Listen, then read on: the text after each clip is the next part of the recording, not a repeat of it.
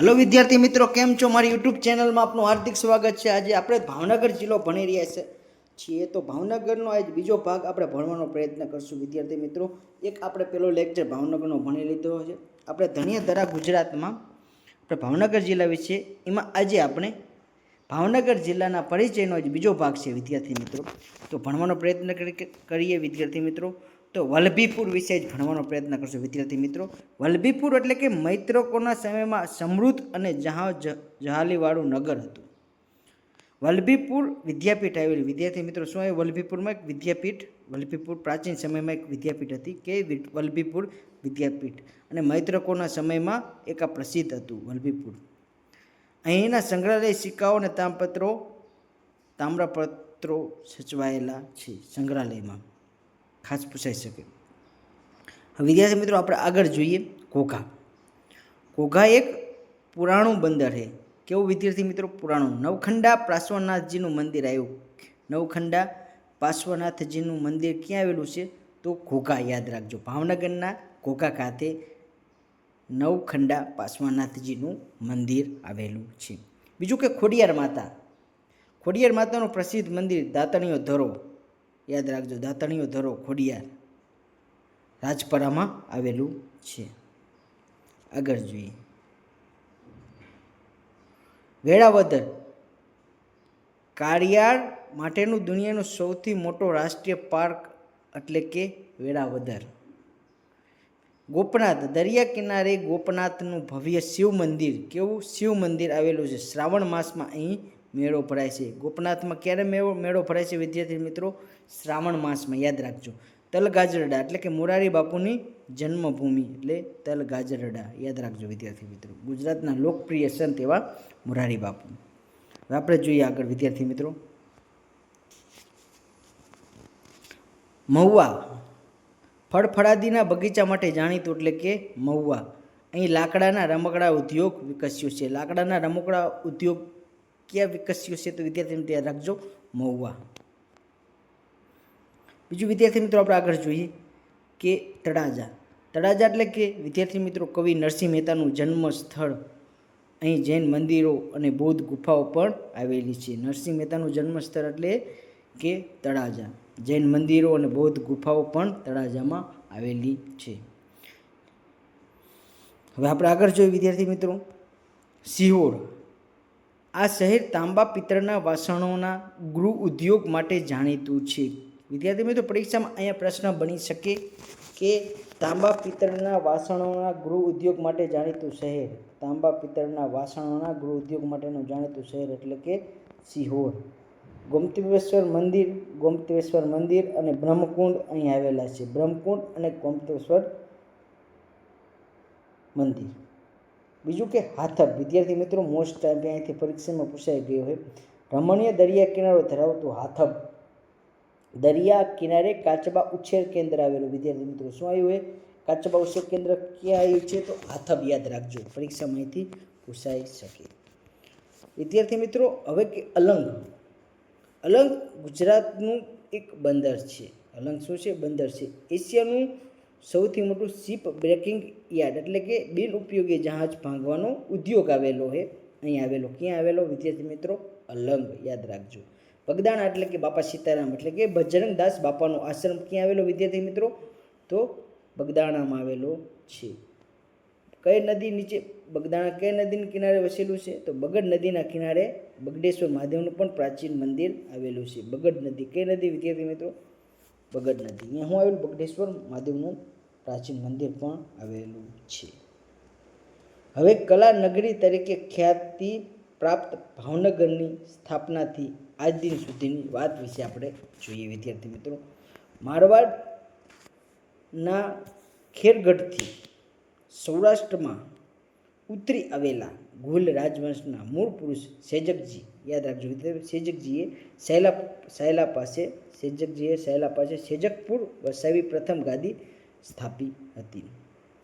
ત્યાંથી રાણપુર, પછી ઉમરાળા, ઘોઘા, સિહોર, ત્યારબાદ ઈસવીસન 1723માં સંવત 1779માં વૈશાખ સુદ 38ના દિવસે વડવા ગામ પાસે ભાવનગરની સ્થાપના કરી હતી? કયા ગામ પાસે?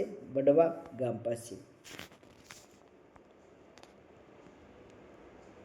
ભાવનગરની સ્થાપના. બંદર તરીકે ભાવનગરની આબાદી ખેલવવાના ઉદ્દેશ્ય સાથે નગરનો ઘણો વિકાસ થયો. ત્યારબાદ લડાઈ ચડાઈ એ યુગમાં ઠાકોરો વખતસિંહજીએ ભાવનગર રાજ્યનો દક્ષિણમાં મહુવા, રાજુલા, પશ્ચિમના છેક મિતિયાણા, સલડી, લીલિયા સુધી રાજ્યનો વિસ્તાર વધાર્યો છે. શિક્ષણ, કલા, સાહિત્ય અને સંસ્કારિતાના સમન્વયથી ભાવનગરના રાજવીઓએ એ જમાનામાં આગવી લોક ચાહના પ્રાપ્ત કરી હતી. ફક્ત ખેતી અને મજૂરી પર જ નિર્ભર એ યુગના દુષ્કાળ કે અતિવૃષ્ટિ જેવા કાળમાં ભાવનગરમાં રાજવીઓએ ઉદાર દિલે પ્રજાના મદદ કરવા ઠેર ઠેર કુવાઓ, તળાવો ગોદાવી, ગરીબખાનાઓ ખોલાવી, તગાવી માફ કરી રૈયતને રાહત આપી હતી. એટલે તગાવી એટલે કે એ સમયમાં કરનું નામ હે તગાવી. ભાવનગર રાજ્યના રાજા અને પ્રજાના વફાદાર તરીકે નામના પ્રાપ્ત કરનાર દિવાન તરીકે ગગા ઓઝા. યાદ રાખજો વિદ્યાર્થી મિત્રો, ભાવનગરના એક વફાદાર દિવાન તરીકે કોણ? ગંગા ઓઝા. સામળદાસ પ્રભાસાગર પટણી, મોટું નામ એટલે પ્રભાસાગર પટણી. યોગદાન આજે પણ ચિરસ્મરણીય છે. વિદ્યાર્થી મિત્રો, આપણે આગળ જોઈએ. વિસ્તારવાદી પ્રવૃત્તિના યુગથી માંડી આધુનિક યુગના પ્રભાત સુધીમાં ભાવનગર અનેકવિધ વિકાસ, સુધારા અને પ્રજાકીય કાર્યો થયા. શિક્ષણ ક્ષેત્રે આગવી પ્રગતિ સાધનાર ભાવનગર 1852માં મહારાજા જસવંતસિંહના સમયમાં પ્રાથમિક શાળા શરૂ થઈ હતી. કારણ વિદ્યાર્થી મિત્રો પરીક્ષામાં પૂછાઈ શકે કે ભાવનગરમાં 1852માં મહારાજા જસવંતસિંહના સમયમાં પ્રાથમિક શાળાઓ શરૂ. ત્યારથી શિક્ષણનો પાયો નખાયો હતો. કન્યા કેળવણીને ઉત્તેજન આપવા જસવંતસિંહે પોતાના કુંવરીને પણ શાળામાં દાખલ કર્યા હતા. ત્યારબાદ રાજ્યમાં ઉત્તરોત્તર શિક્ષણ સાથે કલા સાહિત્યની આગેકૂચ જારી રહી હતી. વિદ્યાર્થી મિત્રો પરીક્ષામાં પૂછે જસવંતસિંહે રાજાએ શું કામ કર્યું હતું ભાવનગર રાજ્યમાં? તો એ પરીક્ષાની દ્રષ્ટિએ ખૂબ આઈએમપી બની શકે. શાળાઓ, હાઈસ્કૂલો, તખ્તસિંહજી હોસ્પિટલો, પુસ્તકાલયો તેમજ કૃષિ વિકાસ, અનેક કુવાઓ, તળાવો બંધાવ્યા હતા. તખ્તસિંહજી બાદ ગાદી આવેલા મહારાજા ભાવસિંહજી બીજા કલાપ્રિય રાજવી હતા. ભાવસિંહજી કેવા હતા વિદ્યાર્થી મિત્રો? કલાપ્રિય રાજવી હતા. તેમને સુપ્રસિદ્ધ ચિત્રકાર રાજા રવિ વર્મા ભાવનગરને નિમંત્રી કલાકારોને તેમની પાસે કલા વિદ્યા શીખવી હતી. રવિ વર્મા એક કલાકાર હતા, ચિત્રકાર હતા. ચિત્ર સાથે સંકળાયેલા એવા રાજા રવિ વર્મા. ભાવસિંહજી સંગીતનો જબરો શોખ હતો.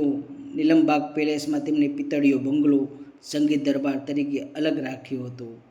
અહીં સવાર સાંજ સંગીતના સુરો લહેરાતા, ગવૈયાઓનો જમેલો રહેતો. ભાવનગરના કલાકાર ડાયાલાલ તથા સૂરજરામ નાયક વ્રજભાષાના પદો રચી. કોને? કલાકાર ડાયાલાલ તથા સૂરજરામ નાયકે કેવા ભાષાના વિદ્યાર્થી મિત્રો? વ્રજ ભાષાના પદો રચી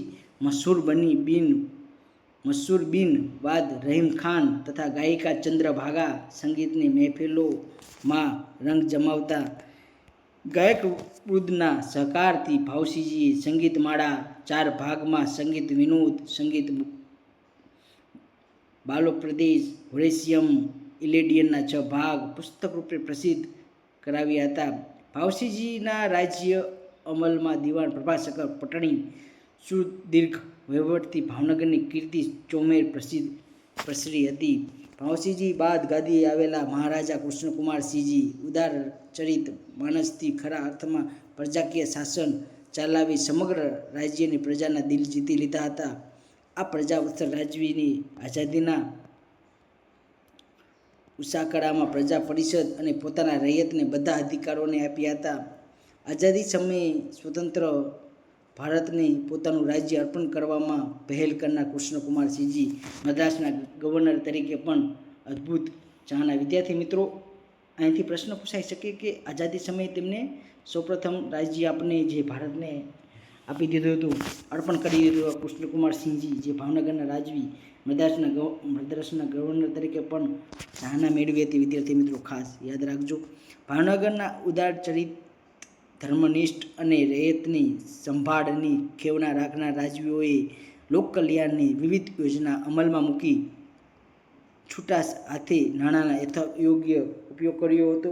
પરિણામે શહેરની ભાગોળે ગૌરીશંકર તળાવ. વિદ્યાર્થી મિત્રો, પરીક્ષામાં પૂછાય કે ગૌરીશંકર તળાવ ક્યાં આવેલું છે? તો ભાવનગરમાં. નગરમાં હાઈસ્કૂલો, કોલેજો, અખાડા, વોટર ફિલ્ટર પ્લાન્ટ, હોસ્પિટલો, મંદિરો, ઘણી બધી વ્યવસ્થા, શિક્ષણ સંસ્થા, રોડ, ગટર, વીજ વ્યવસ્થાઓ ઉપલબ્ધથી આઝાદી બાદ નૂતન ઘડતરમાં ભાવનગર આધુનિક શોધ, સંશોધન અને જ્ઞાન વિજ્ઞાનની સમન્વયથી સ્થપાયેલ સંસ્થાઓ તેમજ ઉદ્યોગથી આજે ભાવનગર ધમધમી રહ્યું છે.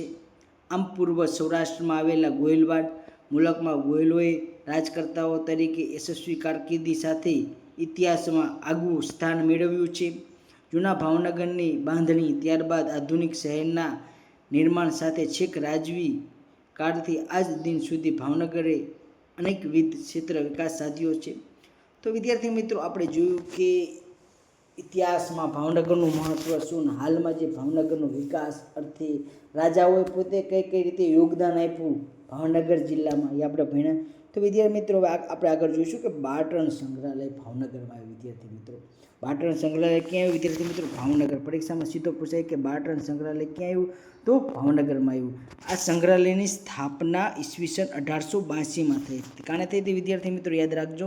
તો 1882માં બાળતણ સંગ્રહાલયની સ્થાપના થઈ. સૌરાષ્ટ્રના જૂના સંગ્રહાલયોમાંથી એક સંગ્રહાલય એટલે કે બાળતણ સંગ્રહાલય. ઈસવીસન 1881માં ભાવનગર શહેરના રાજા તખ્તસિંહજીના સમય દરમિયાન પ્રાચીન સંશોધન વિભાગની પણ સ્થાપના થઈ હતી. રાજા તખ્તસિંહજીના સમય દરમિયાન પ્રાચીન સંશોધન વિભાગની પણ સ્થાપના કરવામાં આવી હતી.